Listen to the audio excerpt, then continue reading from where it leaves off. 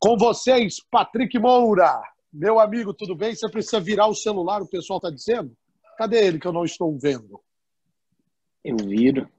Aê, garoto. Deixa eu Com você, ajeitar aqui, meu Patrick. apóstolo. Amém. Ver se ficou bom agora. Tá bom, você ajuda, né? Que você é muito bonito. Ah, quem dera. Meu apóstolo, saudações de paz ao Senhor. Que Deus possa abençoar o Senhor. Que Deus possa abençoar a Bispa Keren. Quero tributar honras ao nome de Cristo pela vida de cada irmão que ministrou nessa conferência profética. Tributar honras ao nome de Cristo por aqueles que ainda vão vir. De fato, anteceder o senhor e o pastor Gesiel Gomes me deixa extremamente, eu posso dizer até amedrontado. Eu imagino que não seja uma tarefa fácil, até perto desses tubarões eu sou uma piabinha no meio do mar, mas eu quero louvar a Jesus pela vida de cada irmão que está conosco nesta conferência e quero parabenizá-lo, meu apóstolo, pela ousadia de, em um tempo de crise tão grande, fazer uma conferência como essa. Eu acredito, em nome de Jesus, que Deus ele fará grandes coisas a partir desta conferência, que seja, de fato, um despertamento espiritual para a vida de cada um dos participantes dessa escola de avivamento. Eu novamente digo que antecedê-lo não é fácil, e é óbvio que anteceder o príncipe dos pregadores, pastor Gesiel. Quando eu vi o cartaz, eu fiquei impressionado com a magnitude de todos os ministros que aqui estão, mas é óbvio que as pernas tremem quando sabemos que nós estaremos em um ambiente onde pastor Napoleão Falcão e pastor Gesiel Gomes estão falando, né? A vontade é sentarmos e ouvirmos esses homens por semanas.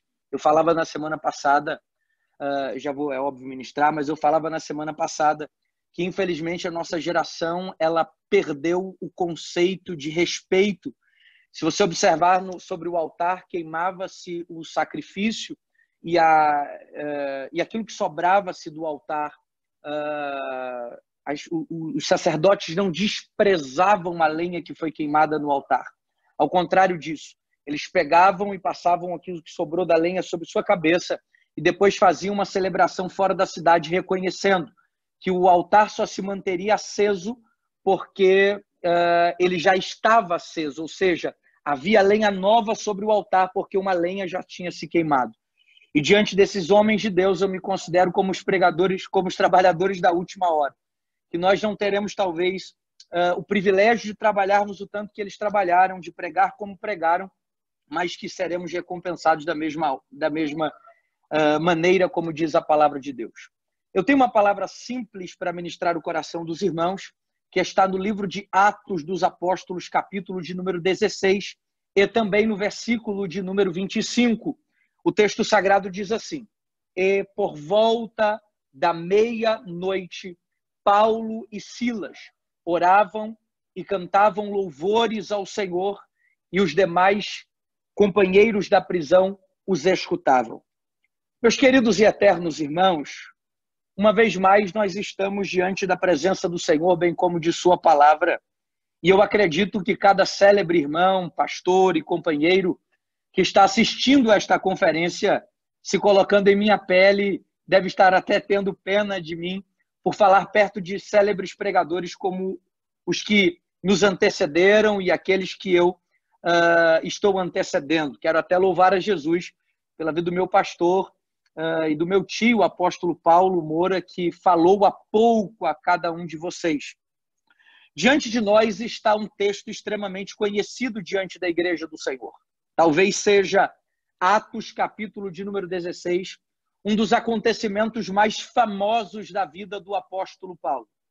Mas para que a gente possa entender o que está acontecendo neste texto e criarmos uma conexão com a ideia escatológica deste congresso, é importante nós entendermos o que está acontecendo de fato em Atos, capítulo de número 16.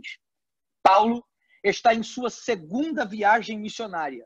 Desta feita, ele está acompanhado de Silas. ele não está acompanhado de Barnabé, como na primeira viagem missionária, uma vez que houve uma discordância entre Paulo e Barnabé por conta de João Marcos.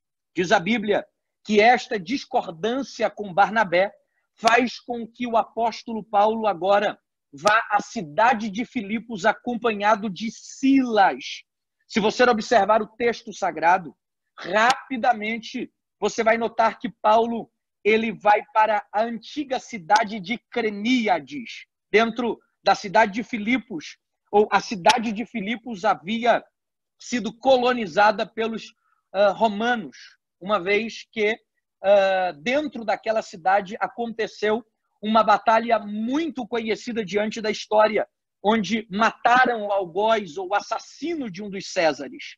Vai dizer a minha e a sua Bíblia Sagrada que quando a cidade de Filipos é colonizada, ela é colonizada porque é uma cidade muito importante, tanto no que diz respeito à exploração do minério, do ouro, tanto quanto por ser conhecida pelo nível de evolução educacional. Havia dentro da cidade de Filipos uma das principais escolas de médicos da sociedade antiga. É dentro de uma cidade de pensadores tão eloquentes que o apóstolo Paulo e Silas vão fazer, que Paulo vai fazer a sua segunda viagem missionária acompanhado por Silas. Diz a Bíblia Sagrada que quando Paulo chega a esta cidade em pleno sábado, ele vai junto ao rio Gangistes e a narração de Lucas é dizer que ele começa a pregar o evangelho junto a este rio. Diz a minha e a sua Bíblia Sagrada que pregando junto a este rio, o apóstolo Paulo é ouvido pelas mulheres, pelo que uma mulher por nome de Lídia é tocada por aquela mensagem, desce ao rio e se rende a Cristo e também às águas do batismo. Diz a Bíblia que ela convida o apóstolo Paulo para que ele vá à sua casa e faça da casa daquela mulher um lugar onde as boas novas do evangelho seria pregada. Senhoras e senhores, diz a Bíblia Sagrada que o apóstolo Paulo fica por alguns dias na casa daquela mulher. A casa daquela mulher, por sua vez, fica tomada de pessoas. E Deus gera, através do apóstolo Paulo e de Silas, na casa daquela mulher, um poderoso avivamento. Diz a minha e a sua Bíblia, que quando Paulo entende que o momento de partir da casa da irmã Lídia havia chegado, ele sai da casa da irmã Lídia. Mas se você acompanhar o texto sagrado, vai perceber que Paulo sai da casa daquela mulher, deixando-a preparada e capacitada para dirigir aqueles cultos. Uma mulher possuída por um espírito de Pitom. A Bíblia vai dizer em Atos, capítulo de número 16, que é uma pitonisa, uma mulher possuída pelo espírito de Pitom. Ela vem atrás do apóstolo Paulo e de Silas, proferindo uma série de adivinhações. Ela vem pelo meio do caminho dizendo, aquele é Paulo e aquele é Silas, e eles são servos do Deus Todo-Poderoso. Quando Paulo e Silas estão cansados daquela série de repetições, diz a Bíblia que Paulo, tomando da autoridade que Jesus outorgara sobre a igreja em Marcos, capítulo de número 16, a partir do versículo 15, quando Jesus disse, ide por todo mundo, pregai o evangelho a toda criatura, e estes sinais seguirão os que creem. Em meu nome expulsarão os demônios. Paulo, tomando da autoridade que o Senhor depositara sobre a igreja, expulsa o espírito que havia sobre a vida daquela jovem. Pelo que diz o texto sagrado, senhoras e senhores, que vendo os donos daquela mulher, que a esperança de lucro havia se acabado, pegam Paulo e Silas e levam à presença dos pretores e magistrados da sociedade. Diz a Bíblia Sagrada que Paulo e Silas serão condenados. Eles vão tomar uma quarentena de açoites menos um. Afinal, os romanos, para mostrarem, e ponham entre aspas a palavra misericórdia, a sua misericórdia, eles abstinham o homem de um flagelo de sua condenação. Ou seja, eles tomam 39 açoites em praça pública e são condenados à prisão e são presos em uma prisão romana e colocados em um cárcere interior. Seus pés são amarrados a um tronco. As prisões estão trancadas. E diante da prisão, um carcereiro vigia que está de olho em cada movimento que Paulo e Silas estão fazendo. Observem, por gentileza, senhoras e senhores, que não obstante de entendermos que eles são presos injustamente, também podemos entender que bastava Paulo reivindicar a lei, uma vez que Paulo é um cidadão de dupla cidadania. Ao contrário do que alguns irmãos dizem, que o seu nome foi transformado, não. Ele é de cidadania romana e ele também é de cidadania judaica. Sendo ele de cidadania romana, bastava ele clamar pela lei Pórcia. Um homem, um cônsul romano, chamado Pórcio Laeca, em 318 a.C., determinou uma lei dizendo que jamais um cidadão romano poderia ser preso ou açoitado em praça pública sem que isso acontecesse pelo voto de centúrias. Ele poderia gritar: sou cidadão romano, e imediatamente cessariam os açoites. E ele recorreria a um tribunal ou uma outra instância. Mas não é o que ele faz. Calado, ele aceita a condenação e ele vai à prisão. Diz a Bíblia Sagrada que quando ele entra na prisão, os seus pés são acorrentados a um tronco e os demais companheiros da prisão começam a questionar a existência de Deus ou a presença de Deus na vida do apóstolo Paulo. Uma vez que, aonde está o Deus do pregador? Se o pregador está agora acorrentado em uma prisão. Vocês devem concordar comigo que o diabo, ele não muda as suas metodologias de acusações. Você se lembra de Mateus, capítulo de número 4, quando Jesus ele sai da água do batismo e é levado pelo Espírito de Deus ao calor escaldante do deserto. Diz a minha e a sua Bíblia que quando ele chega lá, Jesus, ele ouve o questionamento de Satanás dizendo: se tu és o Filho de Deus, então transforma essas pedras em pães. Eu não sei se você já parou para perceber, mas a ideia do texto não é o poder de Jesus, mas a condição de sua paternidade. O diabo está dizendo a seguinte coisa: se você é um filho de Deus, então você precisa mostrar de maneira material a sua filiação em relação a ele. Se você é filho de Deus, então você precisa mostrar através do pão que você pode transformar essas pedras que você é filho dele. Os tempos passaram, mas eu tenho certeza que cada um daqueles que estão dentro deste congresso já ouviram uma voz semelhante a essa. Se você é filho de Deus, então por que está passando por um problema sentimental tão grande? Se você é filho de Deus, então por que está doente? Se você é filho de Deus, então, por que você não tem dinheiro? Se você é filho de Deus, cadê a tua empresa, teu carro novo, tua casa própria? O diabo não muda as suas metodologias. E se você observar, o que ele está levantando como questionamento em Mateus capítulo 4 é: se você é filho de Deus, prova com algo material que você é filho dele. Aí Jesus dá uma das respostas mais brilhantes da Bíblia Sagrada, e eu quero que tu pegues no teu coração essa resposta. Ele diz assim: não só de pão viverá o homem, mas da palavra que sai da boca do meu Pai. Sabe o que Jesus está dizendo para Satanás há 40 dias atrás? Aleluia! Quando eu me batizei no Jordão, o meu Pai gritou do céu: esse é o meu filho amado. O que me faz filho de Deus não é o que eu tenho de material, mas é o que o meu Pai falou ao meu respeito. Deixa eu liberar uma palavra para alguém que tem um glória a Deus, um aleluia aí do outro lado. A palavra que eu tenho para você é esta: talvez o diabo esteja querendo que você prove a sua filiação em relação a Deus por aquilo que você tem, mas eu quero liberar essa palavra. Deus está levantando gente que vai dizer: eu não sou filho por aquilo que eu tenho, mas por aquilo que o meu Pai disse. Eu não sou fruto do que tenho ou do que deixo de ser, mas eu sou fruto da palavra que saiu da boca do meu Pai.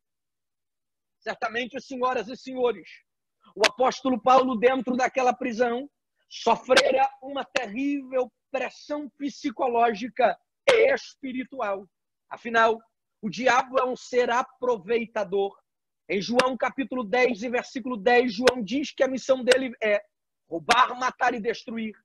O diabo, apropriando-se da situação, com certeza vai gerar uma pressão psicológica em Paulo e Silas.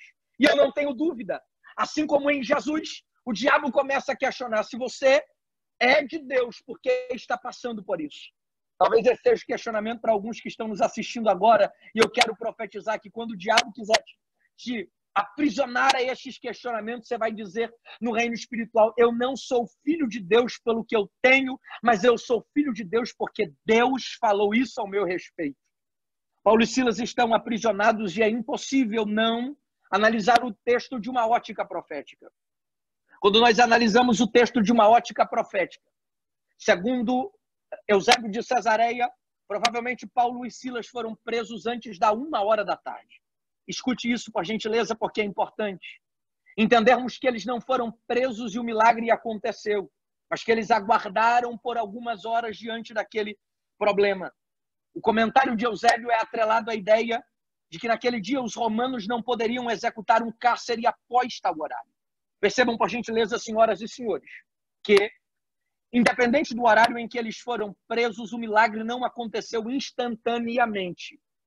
É importante nós entendermos que quando eu olho para este texto, parece que 3 janelas se abrem diante de mim. A primeira janela que se abre diante de mim é a janela da terra, que está elucidada diante do texto. Paulo e Silas estão pregando o evangelho e são presos de maneira injusta. São açoitados, tomam 39 chibatadas. São colocados no cárcere interior. Os seus pés são acorrentados a um tronco. Um carcereiro está diante dele e em volta daquele lugar as pessoas estão questionando: cadê o Deus de Paulo e cadê o Deus de Silas? Uma vez que o acontecimento é trágico diante da obra que eles estão realizando. A segunda janela que se abre diante de mim é a janela do inferno. Quando eu olho para a janela do inferno, eu imagino Satanás como um ser legalista que vive subestimando as pessoas da terra, olhando para os seus comandados, os demônios, e dizendo para eles: daqui a pouco esses 2 pregadores vão negar a Jesus. Porque ninguém diante de tal pressão consegue se manter firme e fiel a ele. A ideia de Satanás não muda, como eu disse para vocês. Se da mesma maneira que ele confronta Jesus, ele tem uma ideia de que filhos de Deus precisam provar de maneira material, ou pelo menos bombardeiam a mente de pessoas com isso. Mas o diabo também não muda. E ele pensa da mesma maneira que pensava no livro de Jó. Vocês se lembram do capítulo 2 do livro de Jó? Quando Satanás entra diante da presença de Deus, e Deus testemunha a respeito de Jó, e diz assim: observaste o meu servo Jó? Satanás diz para Deus a seguinte coisa: pudera, o Senhor deu tudo o que ele tem. Em outras palavras, o diabo está dizendo: o Senhor suborna a adoração dos seus adoradores. Porque se eles não tiverem alguma coisa, eles também não vão te adorar. Então o pensamento do diabo é que adoradores só adoram porque são subornados por Deus, pela sua graça ou pelos seus benefícios. Então Deus constitui a Jó por advogado de sua reputação e diz: toca em tudo o que ele tem e você vai ver que ele não vai deixar de me adorar. Eu imagino que a mesma ideia que está intrinsecamente do diabo, pensando na situação de Jó, ela está voltada ao apóstolo Paulo e Silas. Eles não vão suportar se manterem fiéis a Deus, porque foram presos, cerceados de sua liberdade, humilhados pelo flagelo dos romanos e agora estão sem expectativa de saírem daquele lugar. Mas a Bíblia Sagrada, embora a Bíblia Sagrada, aliás, não diga, eu imagino que o diabo ordena que os demônios vão em direção àquela prisão e esperem o momento em que Paulo e Silas vão negar a Jesus. Afinal, a narratória bíblica é que ele fica ao nosso derredor. Então eu imagino no inferno os demônios se preparando para aprisionarem aquele que agora é o maior pregador neotestamentário vivo na sociedade. Quando eu olho para a terceira janela, é óbvio a janela dos céus. Aleluia! Eu vejo Deus assentado em um alto e sublime trono. Oh, glória! Eu vejo Deus cercado pelos querubins e pelos serafins, que com duas asas voam, com duas cobrem a sua face, com duas cobrem a perna e com a boca professam, dizendo: Santo é o Senhor dos exércitos, e toda a terra está cheia de sua glória. Quando eu olho para as janelas dos céus, parece que vejo os 24 anciãos, 24 velhinhos adoradores incansáveis, que arrancam a sua coroa e que lançam diante do trono do Eterno, dizendo: digno és de abrir o livro e desatar os 7 selos, porque foste morto e agora vive. Quando eu olho pelas janelas dos céus, eu consigo entender que o Senhor está sentado sobre o globo terrestre e que Ele está de olho em toda a terra. Portanto, Deus viu. Como Deus está vendo o que você está passando. Deus viu o apóstolo Paulo sendo preso. Deus viu ele sendo acusado injustamente. Deus viu ele sendo açoitado. Deus viu ele sendo ligado a uma prisão. E Deus está vendo a situação do apóstolo Paulo. Quando eu olho pela janela do inferno, a expectativa da negação.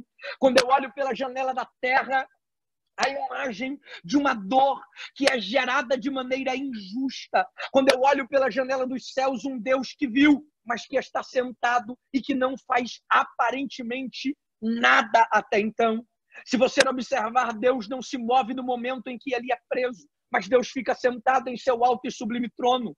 Deus poderia livrá-lo da acusação, mas não livrou. Deus poderia livrá-lo do flagelo, mas não livrou. Deus poderia livrá-lo da prisão, mas não livrou. Deus poderia livrá-lo de ter os seus pés acorrentados, mas não livrou. Ele está dentro de uma prisão.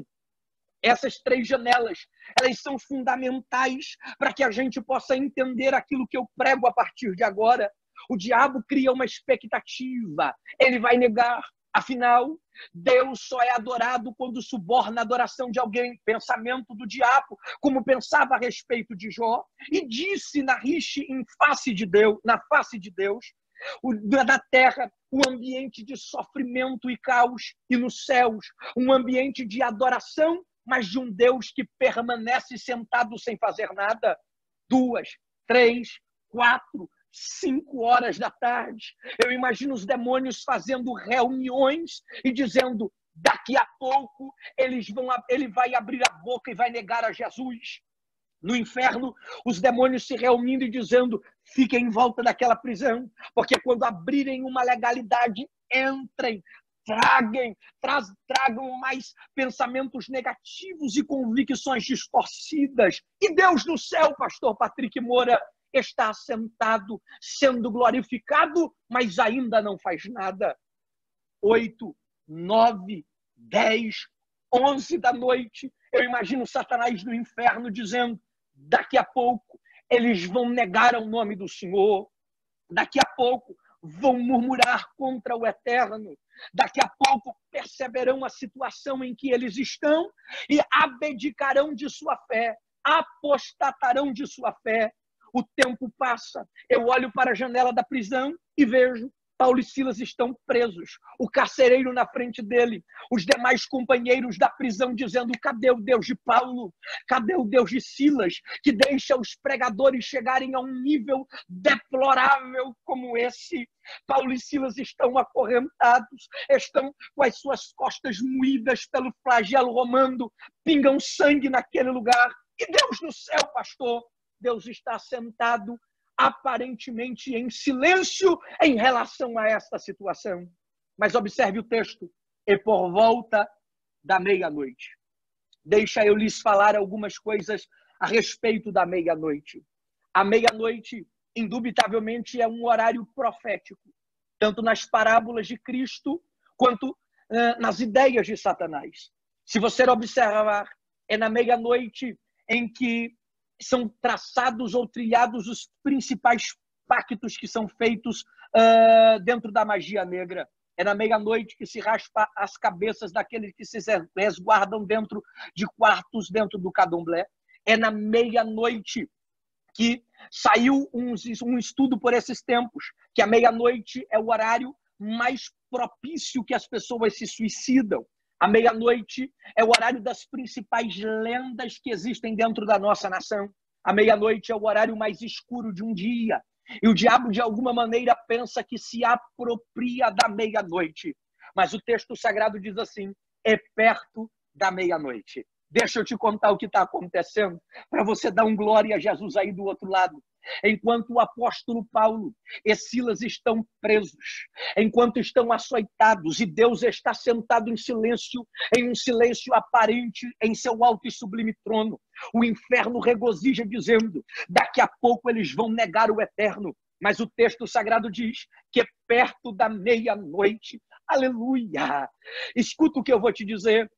Paulo e Silas estão dentro daquela prisão e parece que eu vejo Paulo dizendo: paz do Senhor, irmão Silas. E Silas diz para Paulo: paz do Senhor, irmão Paulo. Está me dando uma vontade de cantar. Aleluia! Silas olha para Paulo e diz: Paulo, está me dando uma vontade de orar.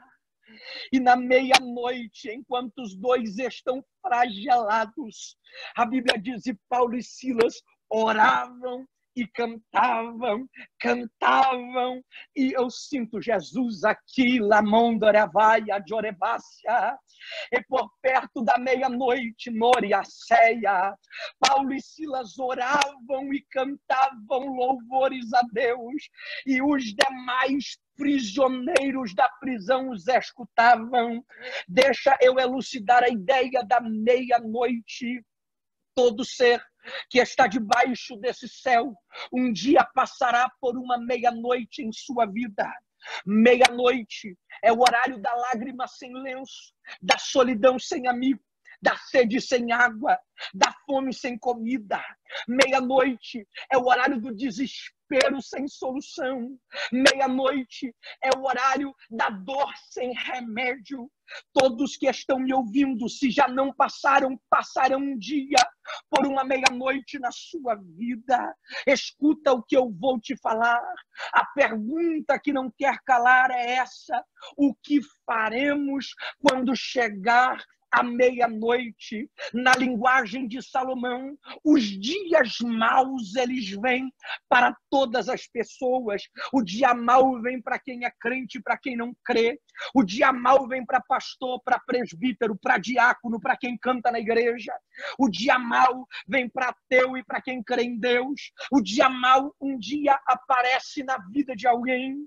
E de Gênesis a Apocalipse você vai perceber que os escolhidos de Deus não foram isentados de passarem por suas meia-noites. Se você for conversar, por exemplo, com Abraão, o pai da fé, e perguntar para ele como foi a tua meia-noite, Abraão se levantaria e diria: na minha meia-noite os tempos passavam, minha esposa não engravidava, mas eu ouvi a voz do Senhor, que me tirou da tenda e me fez contar as estrelas dos céus e das areias da terra, e na minha meia-noite eu resolvi erguer um altar de adoração ao Senhor. Se perguntar para José, José, o que fazer quando chegar a meia-noite? José diria: na minha meia-noite fui acusado de maneira falsa, me ligaram a uma prisão,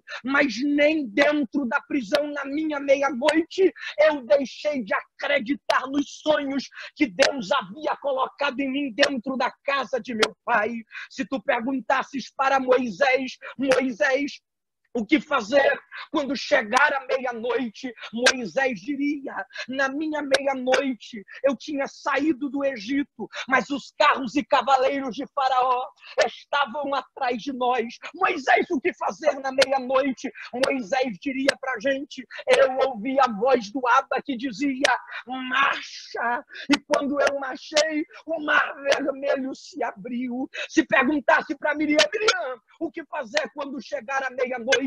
Miriam diria: carrega consigo o tamborim, porque Deus é perito em reverter o cativeiro. E na minha meia-noite eu toquei para o Senhor e gritei que só o Senhor é Deus. Pergunte para Josué, o que fazer à meia-noite? E Josué ia dizer para você: cumpra com tudo que Deus mandou você cumprir, porque na minha meia-noite eu dei 6 dias de volta, no 7º 7 voltas, tocamos trombetas e gritamos, e as muralhas de Jericó caíram por terra. Se tu perguntasse para Davi o que fazer na meia-noite, Davi diria: na minha meia-noite eu me vi perdendo a minha vida, tinha pecado, negligenciei as ordens de Deus, mas na meia-noite fui ao pátio e compus ao Senhor dizendo: não retira de mim o teu espírito e torna-me dar a alegria da salvação. Se você perguntasse para Sadraque, Mesaque e Abednego o que fazer quando chegar a meia-noite, ele diria: não se dobra diante do decreto de Nabucodonosor, mas vai com Deus até a última instância, porque se Deus não te livrar da fornalha, vai caminhar contigo dentro dela para te dar vitória. Daniel, o que fazer quando chegar a meia-noite?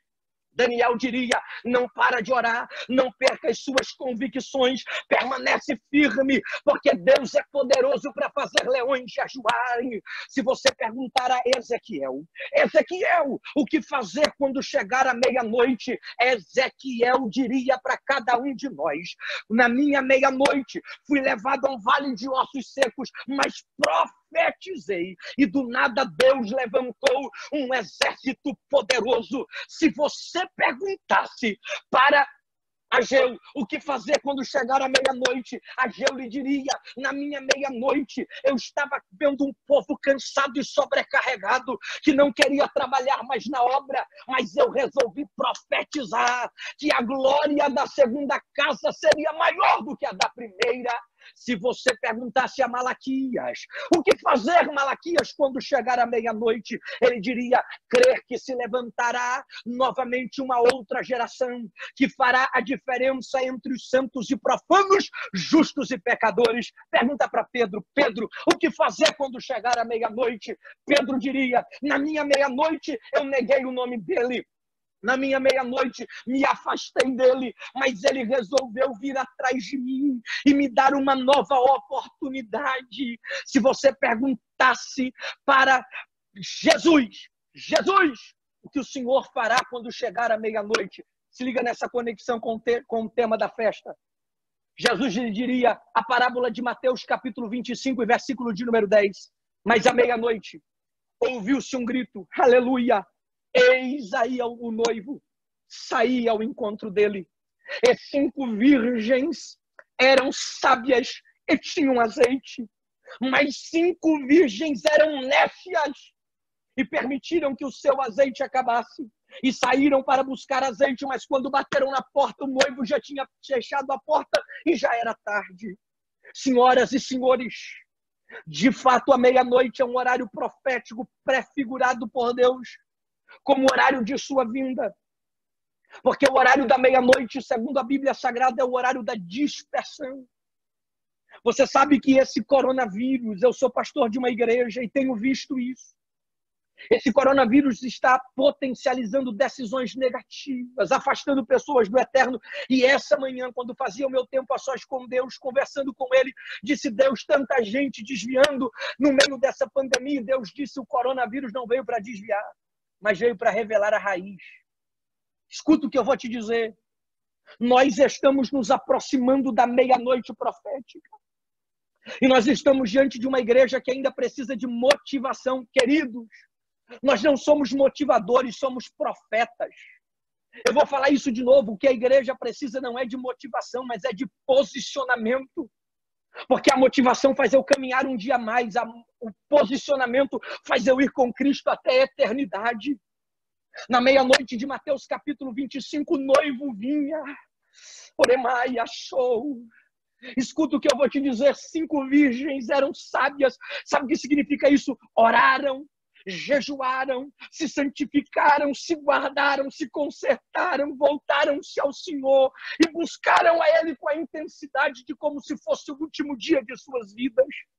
Mas 5 virgens loucas brincavam com o Senhor, brincavam com a presença de Deus, achavam que daria tempo, mas perderam a vinda do Eterno. Paulo e Silas estão presos na meia-noite. E a Bíblia diz que no horário mais escuro do dia, e a Bíblia diz, vocês são o sal da terra e a luz do mundo, meu irmão. Nós fomos colocados para resplandecer a glória de Deus no horário mais escuro do dia.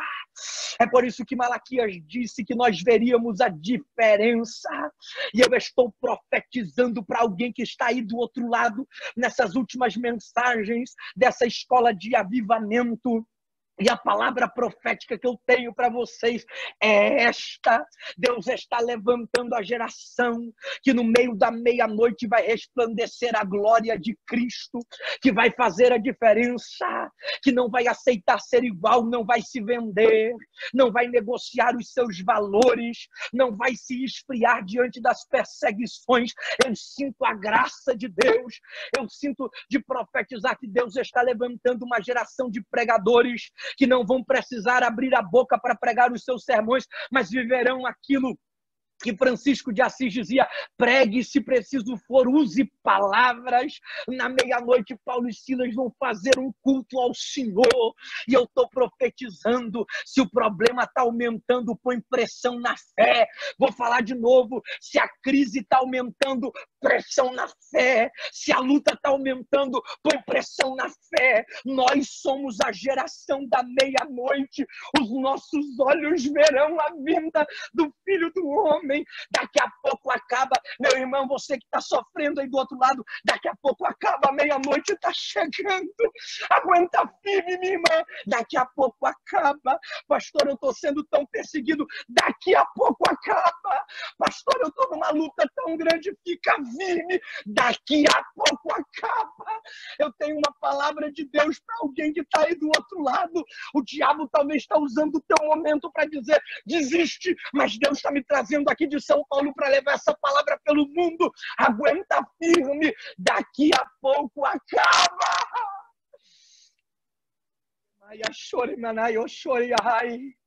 Tem alguém que está me assistindo do outro lado dizendo: pastor, eu estava pensando em desistir. Jesus me toma para dizer: desiste não, porque daqui a pouco acaba. Eu estou olhando no meu relógio, eu posso te dizer, como conhecedor bíblico, ele vem. Ele já está pronto para vir. E por volta da meia-noite, quando o diabo achou que eles iam negar, eles resolvem levantar um altar de adoração. E eu estou profetizando que alguém que está aí do outro lado vai surpreender o diabo, que está pensando que você agora cai, que você agora desiste. Não, é agora que você vai se levantar mais forte, porque se esse problema não foi capaz de te matar, você vai sair mais forte dele. Eu estou terminando essa mensagem dizendo: e por volta da meia-noite, Paulo e Silas oravam e cantavam ao Senhor. Ei! Enquanto o diabo espera uma geração de apóstatas, Deus está levantando na escola de avivamento gente que na meia-noite vai erguer altares de adoração.